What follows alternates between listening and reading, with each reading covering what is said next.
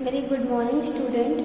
I am teacher from Premchand memorial public school. Student, आज मैं आपको आपकी हिंदी भाषा की पाठ्य पुस्तक का पाठ 2 पढ़ाऊंगी, जो है सच्चा हीरा। स्टूडेंट, सच्चा हीरा से यहाँ तात्पर्य है कि सच्चा हीरा वह व्यक्ति होता है जिसमें कोई अवगुण नहीं होता है और जो अपने माँ बाप की सेवा करता है। उसमें कोई खास क्वालिटी हो या ना हो, परंतु उसमें कोई अवगुण नहीं होता। वह सदैव अपने से बड़ों का सम्मान करता है और अपने माँ बाप की सेवा करता है। स्टूडेंट, अब हम पाठ के बारे में और जानेंगे। प्रत्येक माँ अपने बेटे पर गर्व करती है, दूसरों के सामने उसके गुणों का बखान करती है, लेकिन सच्चा सपूत तो वही कहलाता है जो अपने माता पिता की सेवा करता है। यह कथा हमें यही संदेश देती है। स्टूडेंट, यह कथा हमें यह संदेश देती है कि प्रत्येक माँ अपने बेटे पर गर्व करती है और दूसरों के सामने उसके गुणों का बखान करती है, उसकी तारीफ करती है, चाहे बेटा जैसा भी हो। लेकिन सच्चा सपूत कौन होता है? सच्चा सपूत वही कहलाता है जो अपने माँ बाप की सेवा करता है। इस पाठ में हम आगे जानेंगे कि 4 स्त्रियां अपने बेटों के बारे में किस तरह से एक दूसरे के सामने अपने अपने बेटों की तारीफ करती हैं। Okay student. सूर्य अस्त हो रहा था। पक्षी चहचहाते हुए अपने अपने नीड़ों की ओर जा रहे थे। गांव की कुछ स्त्रियां पानी लेने के लिए घड़े लेकर कुएं की ओर चल पड़ी। पानी भरकर कुछ स्त्रियां तो अपने घरों को लौट गईं, परंतु उनमें से 4 कुएं की पक्की जगत पर बैठकर आपस में इधर उधर की बातें करने लगी। बातचीत करते करते बात बेटों पर आ पहुंची। उनमें से एक उम्र में सबसे बड़ी लग रही थी। वह कहने लगी, भगवान सबको मेरे जैसा बेटा दे। मेरा बेटा लाखों में एक है, हीरा है। उसका कंठ बहुत मधुर है। वह बहुत अच्छा गाता है। उसके गीत को सुनकर कोयल और मैना भी चुप हो जाती हैं। लोग बड़े चाव से उसका गीत सुनते हैं। वह तो गंधर्व गायक है। स्टूडेंट, इस अनुच्छेद में हमें बताया गया है सूर्य अस्त हो रहा था, शाम का समय था। पक्षी चहचहाते हुए अपने नीड़ों से यहाँ तात्पर्य है अपने घरों की ओर लौट रहे थे, अपने घोंसलों की ओर।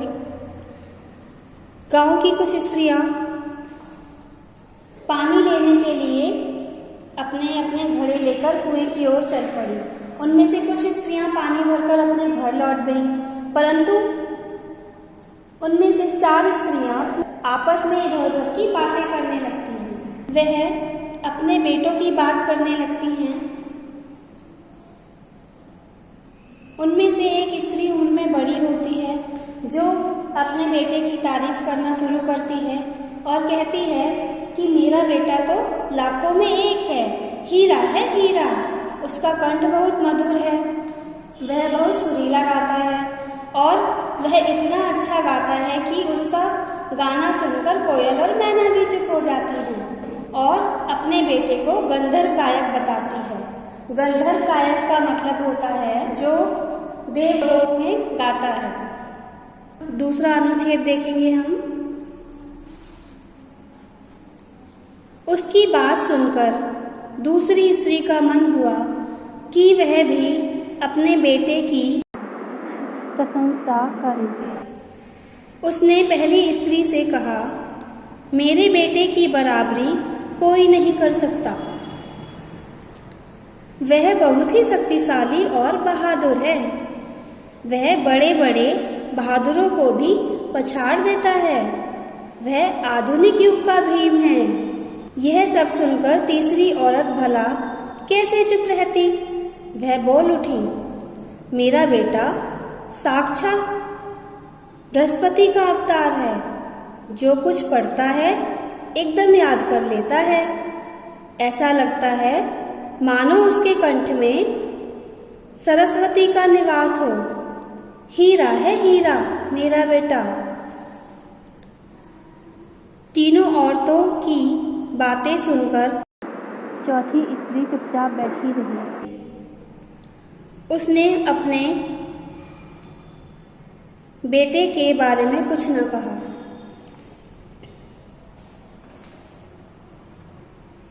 पहली औरत की बातें सुनने के बाद दूसरी औरत की भी इच्छा हुई कि वह भी अपने बेटे की तारीफ करे। तो वह तारीफ करते हुए कहती है कि मेरे बेटे की बराबरी कोई नहीं कर सकता। वह बहुत ही शक्तिशाली और बहादुर है। वह बड़े बड़े बहादुरों को पछाड़ देता है। वह आधुनिक युग का भीम है। यह सब सुनकर तीसरी औरत भला कैसे चुप रहती। वह भी बोल उठी। वह कहती है कि मेरा बेटा साक्षात बृहस्पति का अवतार है। जो कुछ पढ़ता है एकदम से याद कर लेता है। ऐसा लगता है मानो उसके कंठ में सरस्वती का निवास हो। कंठ से तात्पर्य है गला। कहती है हीरा है मेरा बेटा हीरा। लेकिन जो चौथी स्त्री होती है वह तीनों औरतों की बात सुनने के पश्चात कुछ नहीं बोलती, चुप रहती है। ओके स्टूडेंट, अब आप पेज पलटेंगे, पेज 12 पर आएंगे। पहली औरत ने उसे टोकते हुए कहा, क्यों बहन तुम चुप क्यों हो? तुम भी तो अपने बेटे के बारे में कुछ बताओ। चौथी स्त्री ने बड़े ही सहज भाव से कहा, मैं अपने बेटे की क्या प्रशंसा करूं? वह न तो गंधर्व सा गायक है, न भीम सा बलवान और न बृहस्पति का अवतार। पहली औरत के पूछने पर चौथी औरत कहती है कि मैं भला क्या तारीफ करूं अपने बेटे की। वह ना तो गंधर्व सा गायक है, न भीम की तरह बलवान है और ना ही बृहस्पति का अवतार है। कुछ समय बाद जब वे सब सिर पर घड़े रखकर लौटने लगी, तभी किसी के गाने का मधुर स्वर सुनाई पड़ा।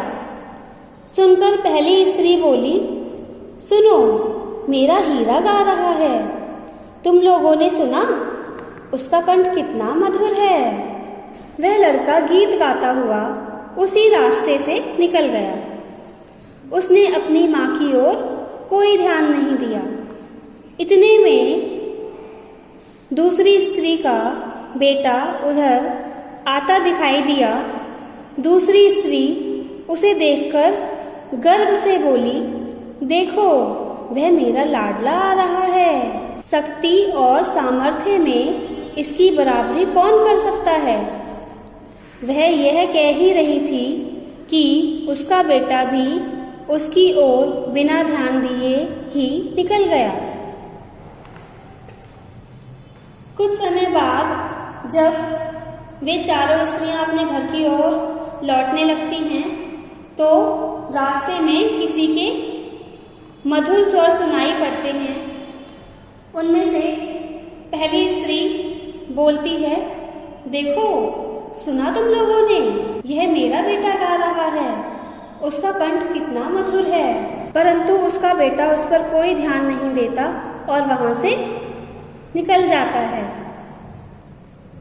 फिर थोड़ी देर बाद दूसरी स्त्री का बेटा उधर से आता दिखाई देता है।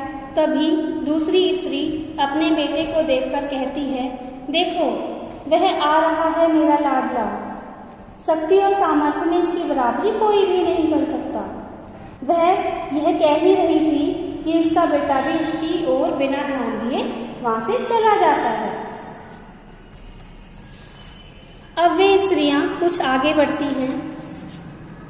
वे कुछ आगे बढ़ी तो एकाएक तीसरी स्त्री का बेटा उधर से संस्कृत के श्लोकों का पाठ करता हुआ निकला। उसके उच्चारण से ऐसा लग रहा था मानो उसके कंठ में साक्षात सरस्वती विराजमान हो। तीसरी स्त्री ने गर्व से कहा, देखो यही है मेरी गोद का हीरा। इसे कौन बृहस्पति का अवतार नहीं कहेगा?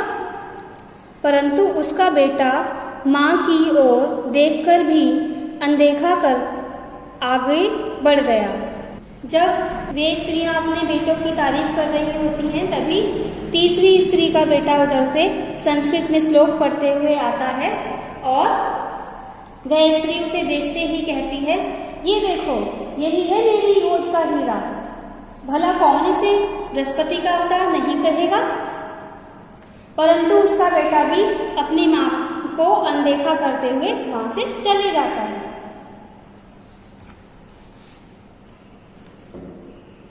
अब आगे, वह अभी थोड़ी दूर ही गया था कि चौथी स्त्री का बेटा भी अचानक उधर से आ निकला। वह देखने में बहुत ही सीधा साधा और सरल प्रकृति का लग रहा था। उसे देखकर चौथी स्त्री ने कहा, बहन यही मेरा लाल है। चौथी स्त्री उसके बारे में बता ही रही थी कि उसका बेटा पास आ पहुंचा। अपनी माँ को देखकर वह रुक गया और बोला, माँ लाओ मैं तुम्हारा घड़ा पहुंचा दूं। मना करने पर भी उसने माँ के सिर से पानी भरा घड़ा उतारकर अपने सिर पर रखा और घर की ओर चल पड़ा। जब तीसरी स्त्री अपने बेटे की तारीफ कर रही होती है और उसका बेटा उसे अनदेखा करके चला जाता है, तभी उसके बाद चौथी स्त्री का बेटा वहां से आ रहा होता है। उसे देखकर चौथी स्त्री कहती है, बहन देखो यही है मेरा लाल। जब उसकी माँ बाकी तीन स्त्रियों को उसके बारे में बता रही होती है, तभी चौथी स्त्री का बेटा अपनी माँ के पास आता है और कहता है, माँ लाओ मैं तुम्हारा घड़ा पहुंचा दूं। चौथी स्त्री के मना करने पर भी उसका बेटा उसके सिर से घड़ा उतारकर अपने सिर पर रख लेता है और घर की ओर चल पड़ता है। पेज नंबर 13 देखिए। तीनों औरतें बड़े ही आश्चर्य से चौथी स्त्री के बेटे को देखती रहीं। एक वृद्ध महिला जो बहुत देर से इन औरतों के पीछे चलती हुई इनकी बातें सुन रही थी, पास आकर बोली, देखती क्या हो, यही सच्चा हीरा है। तो स्टूडेंट आपको समझ में आया सच्चा हीरा कौन होता है? यस, जो अपने माँ बाप की सेवा करता है और अपने से बड़ों का सदैव आदर करता है। ओके स्टूडेंट, यह पाठ पंजाब की एक लोक कथा पर आधारित है। आपका यह पाठ समाप्त हो चुका है। Okay student, thank you so much. Have a nice day.